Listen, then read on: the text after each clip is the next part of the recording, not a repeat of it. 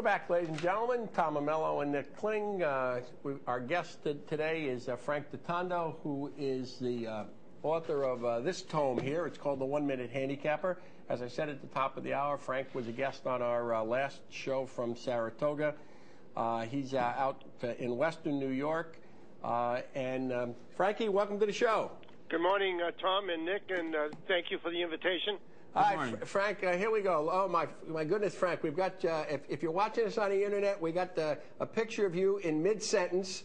Here's the deal, Frank. Why don't you just first talk to folks? I mean, the title is 1 Minute Handicapper. We're going to walk through a race here. It's going to take a little longer than 1 minute. So explain that, and then we'll get to the first race at Aqueduct. Well, as previously discussed, Tom, the 1 Minute Handicapper is obviously a play on words. It obviously takes more than a minute to handicap a race. But the name was used just as a catchphrase, so to speak, to draw attention to the book, because, as you know, there are literally hundreds, maybe thousands of books on handicapping, and so I'm a nondescript person as far as writing a book is concerned, so I needed something to capture someone's eye and have them take a look at the book on my website and make calls and, talk to me about what the concept was. All right, and Frank, I'm going to make this clear. What we're going to talk about today, and we're going to put up your past performances for the first race at Aqueduct today that have been marked up. We'll give folks a chance to see how you mark them up. And the bottom line is in the book you outline 25 factors, information that's available both in the racing form and on the odds board that help you identify betting situations and make a play, right? That's the way it works, Tom. Okay, let's get going. We're gonna talk about today the first race at Aqueduct, which is 9 furlongs. It's a starter handicap. Nikki, why don't you just put the page up? And Frank, it's all you. We'll interrupt and ask some questions as we go along. Okay? Good. Thank you. Go ahead. First of all, let me explain that in racetrack parlance, the word angles is quite prominent, and a lot of people look at the form and look for angles. I think the word angles has a bad connotation. It may suggest something nefarious or clandestine. So I simply make the word more palatable and call them betting situations. The daily racing form obviously has evolved because of technology with really an overwhelming amount of information.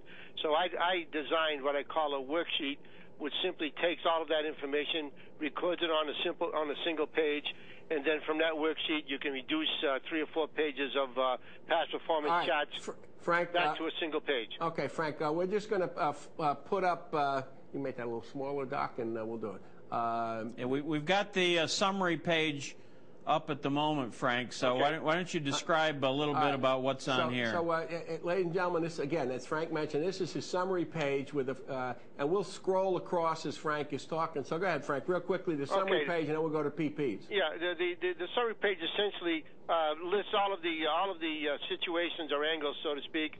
And on the bottom, on the extreme left-hand side, you can see the word critical. I just use one part of the horse's name just to identify the name. That's Critical Acclaim, who's the one horse today. Right. Critical Acclaim's the one horse. And you can see right next to Critical, it's hard to see because of the darked out spaces. But I have post positions, and it goes all the way across. And as I say, there are 22 angles or situations, so to speak. The sheet also lists workouts, but that's not a critical situation, just a plus, so to speak. Okay, so we'll go back to the PPs, but the point here, Frank, is what you're going to do, what you're looking for in terms of process and methodology is to synthesize onto one page that which is positive, that which is negative, and make some decisions, right? That's essentially how it works. Okay, go ahead, Frank. Let's talk about Critical Acclaim. Critical Acclaim's post position 1. The post position isn't the current post position isn't any better or any worse, so we leave the next position off, more favorable post. The morning line was 20-1. Now you can see the next on the I list, and you don't have the chart up, the Worksheet yet, but I list first flash, overlay, and underlay because those are functions of the tote board. Right. I won't get into that right now, but they're very important factors. Well, we'll talk about that at the end. Okay, good. Critical Acclaim, I put, notice that she has Critical Acclaim has some backlash, which isn't necessarily a little backlash, not much, which isn't, so I leave that blank. You go all the way across, and she She has the jockey is the same jockey as the last time. They shipped in from Delaware, and the jockey is the same jockey, so that's favorable. So I give a positive for that. Critical Acclaim ran third at Aqueduct. She likes the track, and she at the distance of mile and an eighth. She has 3 starts with a win in the third, so that is a positive factor.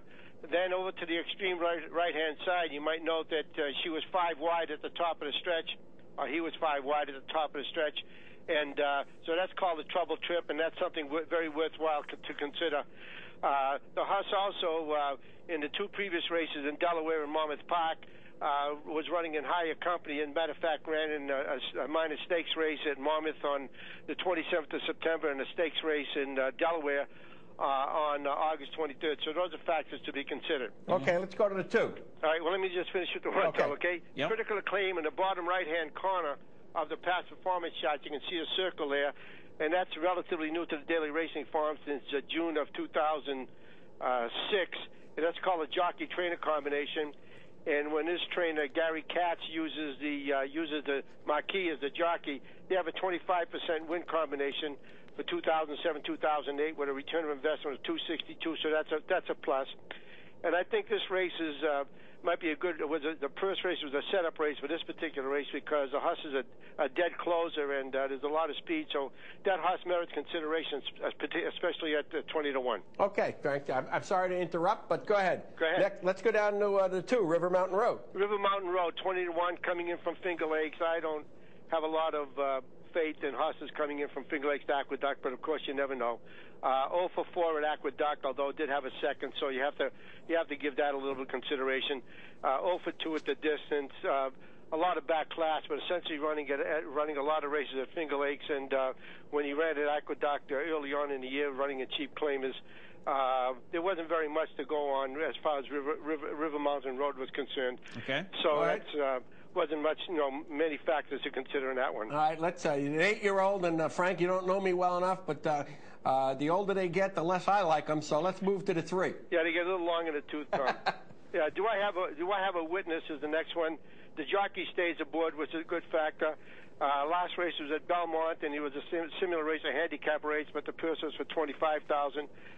So there's a little bit of a drop in company, so there's a minus there. The horse is 8-1 on the morning line.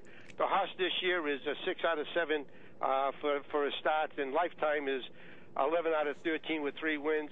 Hasn't ran over the Aqueduct track, but on a dirt fast track with 7 starts, 2 wins, 2 seconds, and 3/3. So it's in the money on a dirt fast track. Although I called Naira this morning before you folks called, and right now they think the track is going to be good, and it may dry out to be even fast as the day progresses. Okay. And that might be a consideration. On a wet track, the horse doesn't have a win, but has a second and a 2/3, so that's a consideration. Frank, I just have one question. You said that you think the drop in class is a negative. Just why? No, that's a positive. Oh, okay. Okay, that's gotcha. a positive. It's on the worksheet, Tom. Everything that's indicated is always a positive. I got you. Okay, good. Thank you. It's hard to put both positive and negatives and put it all on one piece of paper. All right, no, but you said negative, so it's a positive. Okay, no, good. It's a positive. I'm sorry. All right. And you might notice that the top, that in the last race, the horse was 4 wide and was second best, and I call that a trouble trip, and that's a negative in that race, but it's a positive as far as this race is concerned. With a better, if the horse wasn't 4 wide, might have had a better shot at winning that race. Also, those are the only factors as far as that horse is concerned, but has to bear consideration because of the good record on a dirt fast track. All right, now we're going to go to the 4, who's also 20-1, Unbridled Danger. Yeah, Unbridled Danger. The jockey stays, which is a good sign. On a wet track now, you notice I circled the wet track there. On the wet track, he has 5 starts with 2 wins and a second, so that's positive. 1 for 2 at Aqueduct, which was the last race. And with the jockey-trainer combination, they've only had 1 mount. That was the last race, and the horse won and paid $38.20. So, big balloons. Pardon? Big balloons. Big balloons. It's it was a nice price, obviously, but the horse was a big drop in class from the previous race on October 16th to this race.